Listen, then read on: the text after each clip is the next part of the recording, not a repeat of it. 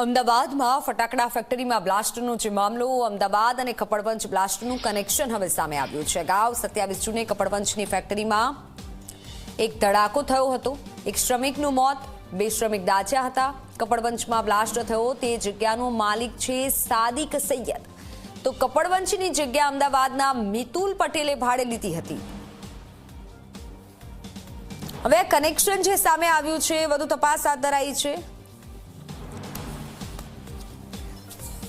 ત્યારે એ જ સાદિક સૈયદ છે કે જેની આ અમદાવાદમાં જે બ્લાસ્ટ થયો તેમાં ધરપકડ કરવામાં આવી છે। તો હવે કપડવંજ કનેક્શન સામે આવ્યું છે। ફટાકડા ફેક્ટરીમાં જે બ્લાસ્ટ થયો તેનો માલિક જે ભાગીદાર હતો સૈયદ, તે કપડવંજ બ્લાસ્ટનું કનેક્શન પણ તેની સાથે સામે આવ્યું છે, કારણ કે તે વખતે પણ આવી જ ઘટના બની હતી। અગાઉ 27 જૂને કપડવંજની ફેક્ટરીમાં એક ધડાકો થયો હતો। એક શ્રમિકનું મોત થયું હતું। 2 શ્રમિક આ ઘટનામાં ગંભીર રીતે દાઝ્યા હતા। કપડવંજમાં બ્લાસ્ટ થયો તે જગ્યાનો માલિક પણ આ સાદિક સૈયદ છે અને અત્યારે અમદાવાદમાં ગઈકાલે જે બ્લાસ્ટ થયો એમાં જે માલિક છે અને જેનો ભાગીદાર આ સૈયદ જ છે। એટલે તમે વિચારો કે જે ગઈ વખતે પણ બ્લાસ્ટ થયો હતો એમાં પણ એક નિર્દોષે જીવ ગુમાવ્યો છે। ગઈકાલે 9 નિર્દોષોએ જીવ ગુમાવ્યા છે। ત્યારે અમદાવાદ અને કપડવંજ કનેક્શન હવે ખુલ્યું છે। અગાઉ 27 જૂને પણ કપડવંજમાં આવી જ રીતે ઘટના બની હતી અને જેમાં 2 શ્રમિક ગંભીર રીતે દાઝ્યા હતા। એકનું મોત નીપજ્યું હતું, એક શ્રમિક મોતને ભેટ્યો હતો। ગઈકાલની ઘટનામાં 9 લોકો જીવતા ભૂંજાયા છે, 9 લોકોના મોત નીપજ્યા છે। આ ચહેરા તમે જોઈ લો।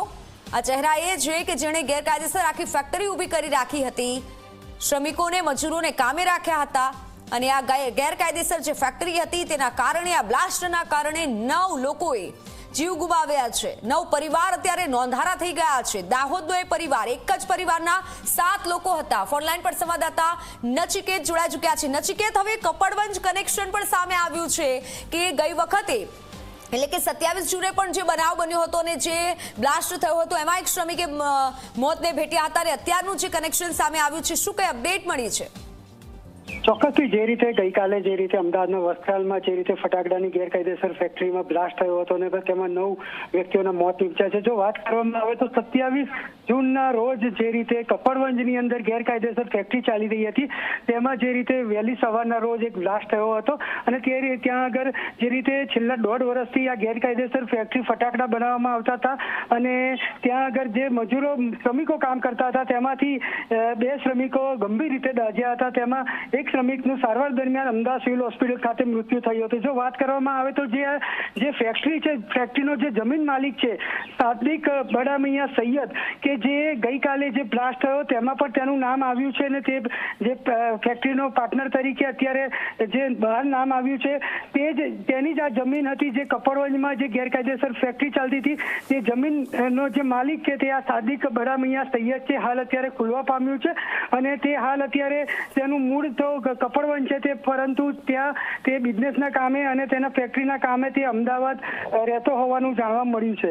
મિત્તલ, બિલકુલ આભાર નચિકેત માહિતી બદલ। તો અમદાવાદમાં આ મેહુલ રહે છે અને તેનો ભાગીદાર સૈયદ, તેની માતાની પણ ધરપકડ કરી લેવાઈ છે। તપાસ હાલ હાથ ધરવામાં આવી છે,